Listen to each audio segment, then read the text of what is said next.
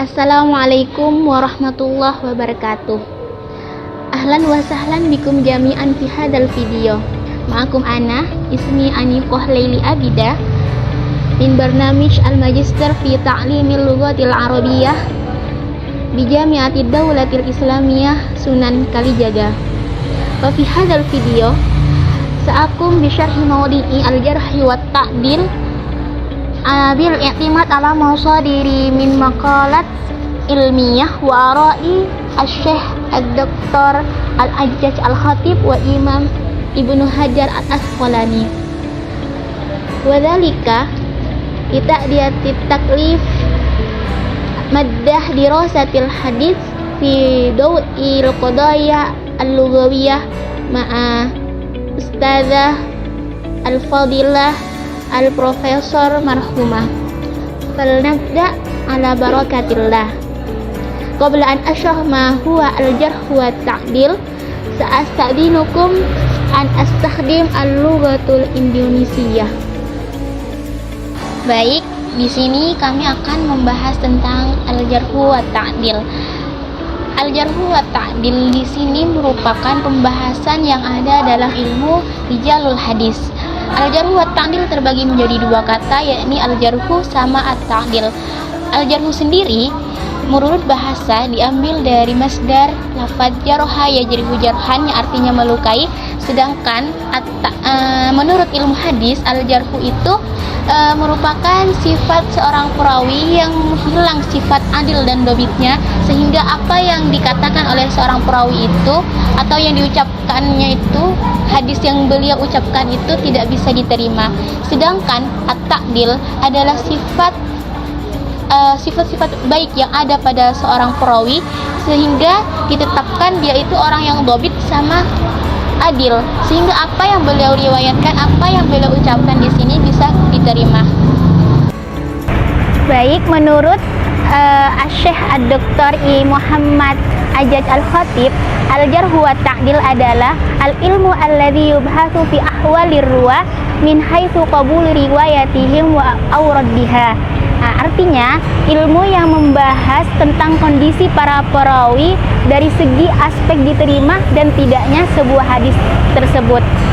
Kemudian tujuan dan penggunaan al-jarh wa ta'dil di sini untuk menentukan apakah hadis yang diriwayatkan oleh para perawi tersebut bisa diterima ataupun tidak, dan juga untuk membendung arus pemalsuan hadis.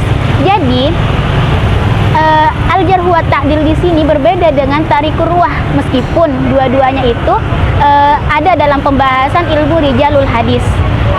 Kalau tarikur ruwah di situ untuk membahas tentang riwayat hidup, biografi hidup seorang perawi, sedangkan kalau al-jarh wa ta'dil di sini membahas tentang sifat-sifat dari para perawi. Kemudian syarat-syarat dari penjarah dan pentakdil di sini ada 5. Yang pertama itu harus berilmu, kedua harus jujur, ketiga wara', yang keempat bertakwa, dan yang kelima ini menjauhi diri dari sifat fanatik golongan.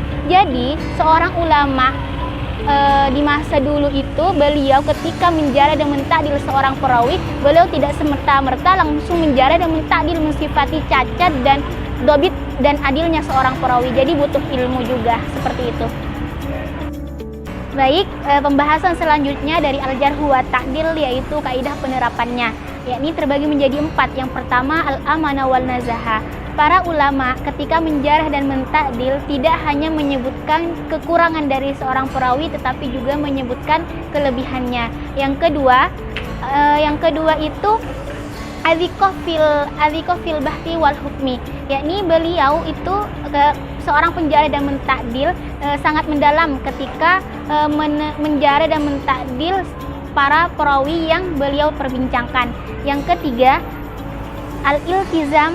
al-iltizam al-adab fil jarhi, yakni para ulama ketika menjarah dan mentakdil tersebut tidak akan keluar dari etika penelitian yang sahih, seperti yang telah saya jelaskan. Jadi ketika menjarah mentakdil itu ada syarat-syaratnya, yakni harus punya ilmu. Yang keempat itu ya al-ijmal fil ta'dil wa tafsir fil tarjih, yakni para ulama yang menjarah dan mentakdil ketika menjarah dan mentakdil itu mensifati dengan sifat yang global. Maksudnya tidak dispesifikkan kayak seorang perawi ini suka sholat tahajud, suka beribadah, suka berpuasa, tapi disifati secara global kayak thiqah, suduk dan semacamnya. Pembahasan yang terakhir yaitu tingkatan-tingkatan dan lafaz-lafaz dari al-jarh wa ta'dil. Nah, al-jarh wa ta'dil ini masing-masing mempunyai 6 tingkatan. Di sini kami terlebih dahulu akan menjelaskan tentang lafaz-lafaz dan tingkatan-tingkatan dari at-ta'dil. Ya, yang pertama itu adalah awsaqun nas, orang yang paling kuat hafalannya. Yang kedua itu sabatu fiqh, orang yang teguh lagi fiqh. Yang ketiga yaitu hafid, orang yang kuat hafalannya. Nah, 3 tingkatan ini hadis yang diriwayatkan oleh seorang perawi ini bisa dijadikan hujjah. Tingkatan yang keempat yaitu suduk, orang yang sangat jujur. Yang kelima hasanul hadis, yaitu orang yang bagus hadisnya. 2 tingkatan ini, yakni tingkatan 4 dan kelima tersebut, hadis yang diriwayatkannya itu berkemungkinan dijadikan hujjah, boleh ditulis dan diuji kodhobitannya.